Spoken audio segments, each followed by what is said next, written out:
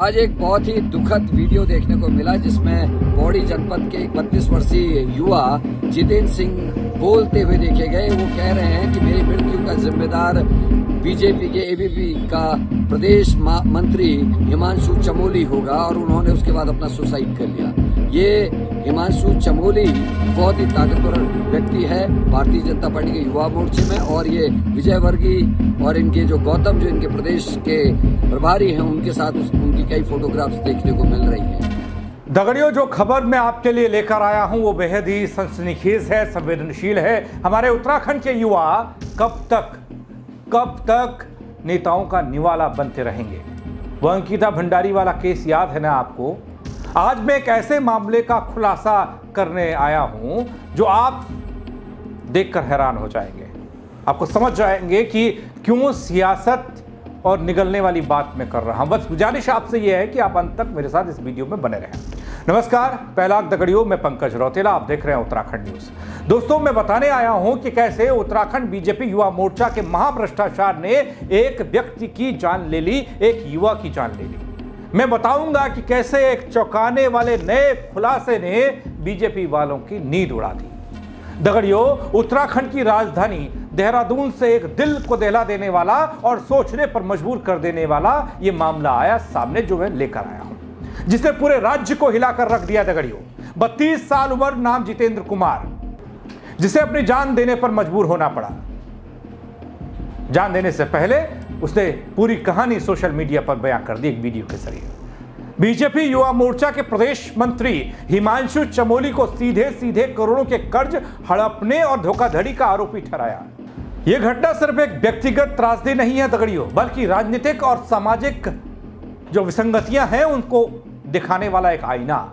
युवक की मौत का कारण कर्ज का बोझ या राजनीतिक षड्यंत्र, ये वो सवाल है जिसका जवाब हर कोई आज जानना चाहता है, खोज रहा है। दगड़ियों, 32 साल उम्र जितेंद्र नेगी की थी। वजह का मूल कारण क्या रहा होगा बल कि 32 साल की उम्र में अपनी जीवन लीला को समाप्त कर दिया? क्या सिर्फ एक कर्ज का बोझ था या कहीं इस मामले में राजनीतिक शक्ति का गलत इस्तेमाल हो रहा था? कुछ राजनीतिक गलत शक्तियां शामिल हैं। जितेंद्र ने अपने वीडियो में बताया कि हिमांशु चमोली ने उससे लगभग 35 लाख रुपए उधार लिए।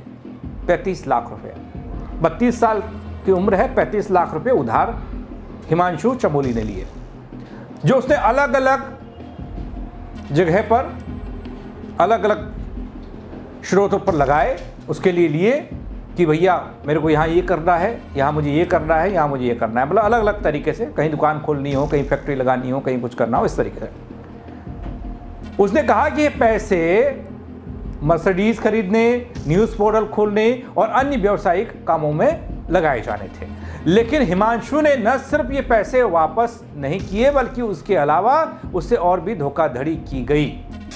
उसने वो वीडियो 18 तारीख को बना रखा है, लेकिन पोस्ट वो वीडियो को रात को हुआ, शायद 3 बजे के आसपास हुआ। वो उसके वीडियो में लिखा हुआ है कि इन दोनों लोगों की गलती नहीं है। अब वो 2 लोग बोल रहे कि हमें पता ही नहीं चला किसने कब अपने आप को गोली मार दी।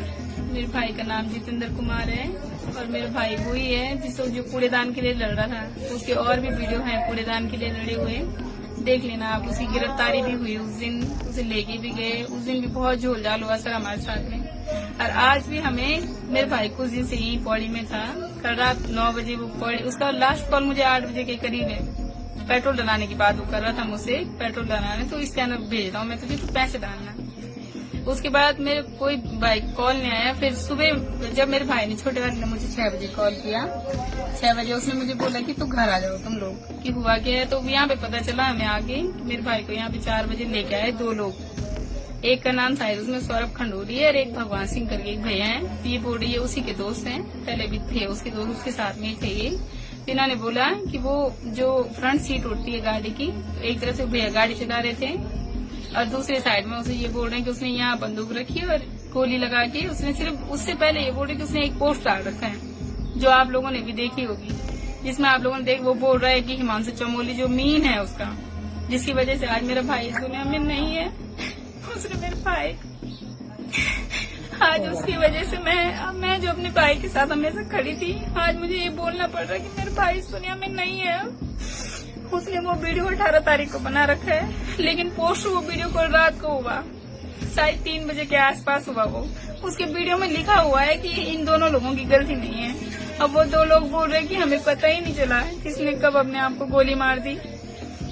यानी कि 32 साल के इस युवा पर बोझ बढ़ता चला गया। इस कर्ज के बोझ को और धोखाधड़ी को शायद एक युवा प्रदेश का झेल नहीं पाया और उसने एक बड़ा फैसला लिया और उस बड़े फैसले का नतीजा यह है। यह साफ संकेत है कि सत्ता का दुरुपयोग कितनी बड़ी आसानी से हो रहा है। आम युवा की जिंदगी तबाह की जा रही है। दगड़ियों, इतना भर नहीं था।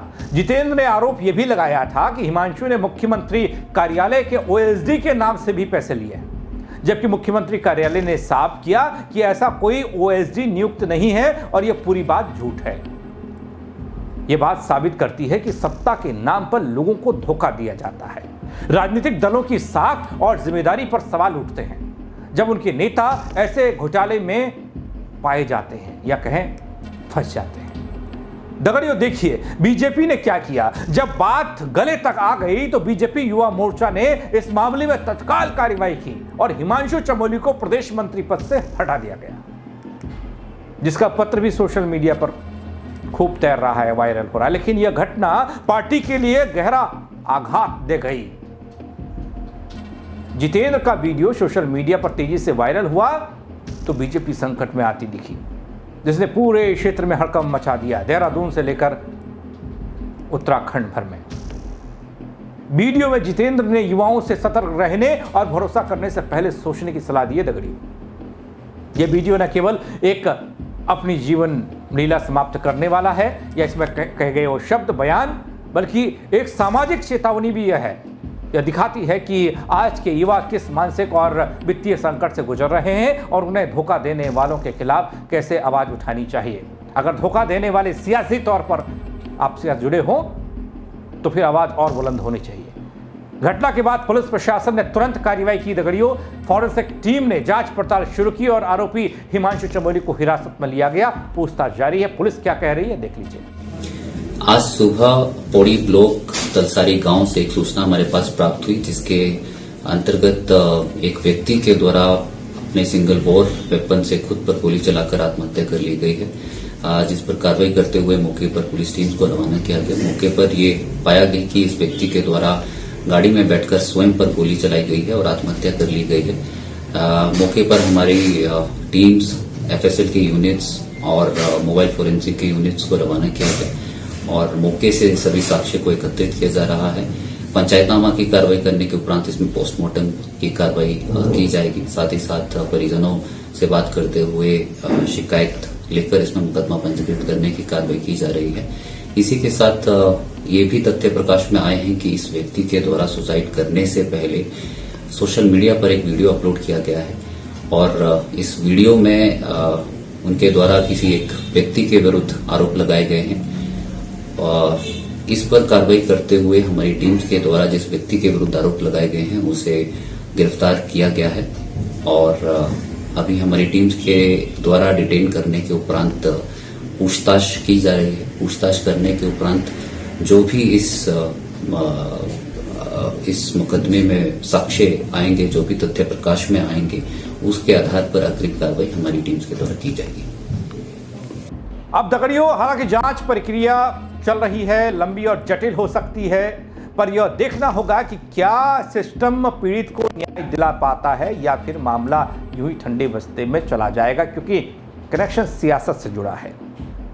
जितेंद्र के मामले में उर्फ जीतू के मामले में यह भी ध्यान देना जरूरी है कि उसकी व्यक्तिगत आर्थिक परेशानियां भी उसकी मानसिक स्थिति पर भारी पड़ी, एक वजह ये, और दूसरा ये कि जो सियासी कनेक्शन था, जो रसूखदार लोग हैं जिनकी पकड़ सियासत में मजबूत है, वो लोग ऐसे युवाओं को अपने चंगुल में फंसाकर उनसे पैसा ऐंठते हैं। बहाना चाहे कोई भी हो, दोस्ती भी हो सकती है, लेकिन सबसे बड़ा सवाल जो शुरुआत में मैंने कहा था कि ये उत्तराखंड के नेता कब तक युवाओं को यूं ही निकलते रहेंगे।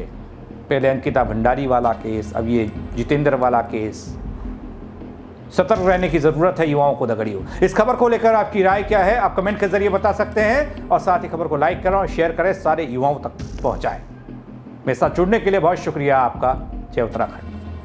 आज एक बहुत ही दुखद वीडियो देखने को मिला जिसमें पौड़ी जनपद के एक 32 वर्षीय युवा जितेंद्र सिंह बोलते हुए देखे गए। वो कह रहे हैं कि मेरी मृत्यु का जिम्मेदार बीजेपी के एबीपी का प्रदेश मंत्री हिमांशु चमोली होगा और उन्होंने उसके बाद अपना सुसाइड कर लिया।